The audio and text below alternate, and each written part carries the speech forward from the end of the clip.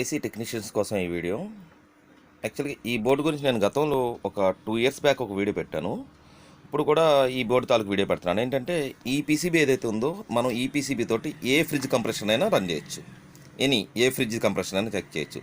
ఇప్పుడు ఇక్కడ నేను ఫస్ట్ పవర్ ఇదిగోండి, ఈ 2 పాయింట్లకి ఫేస్ న్యూట్రల్ అడుగువైపు ఇచ్చాను చూసుకోండి. ఓకే, మీ దగ్గర క్లిప్స్ ఉన్నట్టయితే ఈ విడిగా ఉన్న జాక్కి ఫేస్ న్యూట్రల్ ఇచ్చేయచ్చు. ఇప్పుడు నేను సప్లై ఆన్ చేస్తున్నాను.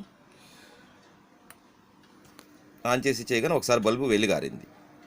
ఆ తర్వాత మనం ఒక 1.5 minute 2 minutes వెయిట్ చేయాలి. ఆ తర్వాత ఇది రన్ అవుట్ మొదలెడుతుంది, అంటే బల్బ్ బ్లింక్ అవుతుందని. అసలు ఈ బోర్డు చెక్ చేసుకోవడం కోసం మనం చాలా సింపుల్గా చెక్ చేసుకోవాలంటే ఒక మార్గం ఉంది, అది కూడా చెప్తాను. ఇక్కడ మనకి ఏదైతే ఈ 2 ఐసీలు ఉన్నాయో ఈ 2 ఐసీలో ఒక ఐసీ తాలూకు పిన్ షార్ట్ చేసినట్టు మన బల్బ్ బ్లింక్ అవుతుంది. చూసారు కదా, ఇలా బ్లింక్ అవుతుందంటే ఈ బోర్డు బాగుందని అర్థం. మనం ఈ పాయింట్ షార్ట్ చేసినా సరే బల్బ్ బ్లింక్ అవ్వకపోతే బోర్డు పోయిందని అర్థం. ఈ బోర్డు కొత్తది తీసుకోవటం. ఇప్పుడు నేను పవర్ ఆన్ చేశాను, ఇంకా మనకి స్టార్ట్ అవ్వలేదు. ఈ మోడల్ బోర్డు ఏది అని చూసుకోవడం కోసం నేను ఇది జూమ్ చేస్తాను చూడండి. ఇదిగోండి, ఇది మోడల్ బోర్డు. మీరు ఏదైనా ఏసీ షాప్కి వెళ్ళి ఈ మోడల్ బోర్డుది ఒకసారి ఒక స్క్రీన్ షాట్ తీసుకోండి యూట్యూబ్లోంచే. ఇది చూపించినట్టయితే మనకి వాళ్ళు బోర్డు ఇస్తారు. ఇప్పుడు ఇది చెక్ చేయడం కోసం నేను ఏం చేశానంటే ఒక మామూలు డీసీ మోటార్లోంచి పీసీబీ తీసేసి కేవలం వైండింగ్స్, అంటే అందులో 3 వైండింగ్స్ ఉంటాయి. ఆ 3 వైండింగ్స్లోంచి నేను ఈ 3 వైర్లు లాగాను. ఈ 3 వైర్లకి ఒక జాక్ పెట్టాను.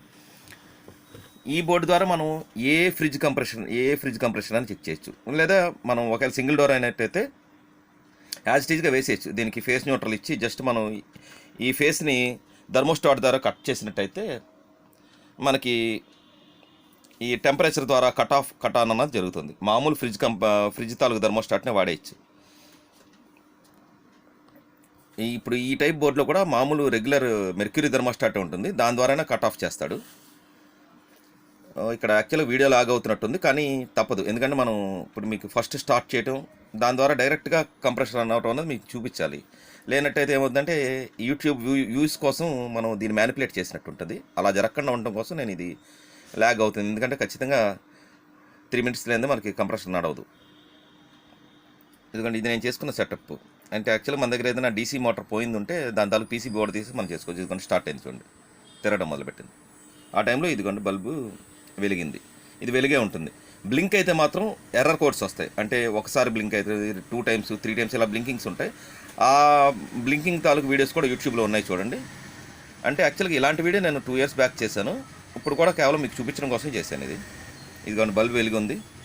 మనకి కంప్రెషర్ అనుకుంటున్నాం. సపోజ్ కంప్రెషర్ బదులు మనం ఇక్కడ ఫ్యాన్ మోటార్ పెట్టాం, ఇది తిరుగుతుంది. ఈ బోర్డ్ని మనం ఏ ఫ్రిడ్జ్కైనా వేయచ్చు. ఏ బ్రాండ్ ఇంపోర్టెడ్ ఇండియన్ ఏ ఫ్రిడ్జ్కైనా ఇది మ్యాచ్ అవుతుంది. ఒకవేళ ఏంటంటే మనకి ఇక్కడ ఇచ్చిన ఈ 3 వైర్లో యూవీడబ్ల్యూ మారుతుంది. అప్పుడు ఏంటంటే ఈ బల్బ్ బ్లింక్ అవుద్ది, మనకు ఒకటే గుర్తు. అప్పుడు జస్ట్ ఒక వైర్ స్టేషనరీగా ఉంచి ఇంకొక వైర్ మనం చేంజ్ చేసినట్టు సరిపోతుంది. దయచేసి ఏసీ టెక్నీషియన్స్ ఇలాంటి వీడియోస్ చూసినప్పుడు ఇది మీరు మాత్రమే చూసి ఊరుకోవడం కాకుండా మీ తాలూకు వాట్సాప్లో షేర్ చేసినట్టయితే ఇతరులకు కూడా చేరుతుంది. నేను ఇలాంటి మరిన్ని వీడియోలు చేయడానికి అవకాశం ఉంటుంది. Thank you friends, thank you for watching this video.